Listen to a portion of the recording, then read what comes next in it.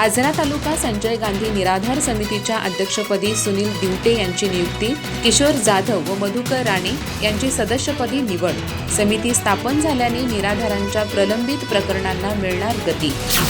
आजरा तालुका संजय गांधी निराधार समितीच्या अध्यक्षपदी बडकशिवाले येथील सुनील पांडुरंग दिवटे यांची नियुक्ती करण्यात आली आहे। याबाबतचा आदेश जिल्हाधिकारी डॉक्टर विजय राठोड यांनी काढला असून समितीच्या सदस्यपदी मलिग्रे येथील किशोर शंकर जाधव आणि किटवडे येथील मधुकर पांडुरंग राणे यांची नियुक्ती करण्यात आली आहे।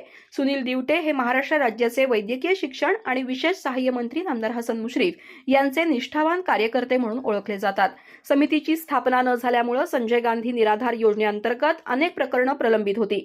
आता समिती गठीत झाल्याने निराधार लाभार्थ्यांची प्रलंबित प्रकरणे मार्गी लावण्यास गती मिळणार आहे। 11 सदस्यीय या समितीत अध्यक्षांसह 6 सदस्यांची नियुक्ती पूर्ण झाली आहे। यापूर्वी भारतीय जनता पक्षाच्या 3 सदस्यांची नियुक्ती करण्यात आली होती, तर आता राष्ट्रवादी काँग्रेस अजित पवार गटच्या 3 सदस्यांचा समावेश करण्यात आला आहे। समितीमध्ये गटविकास अधिकारी हे शासन प्रतिनिधी म्हणून तर तहसीलदार हे सचिव म्हणून कार्यभार पाहणार आहेत।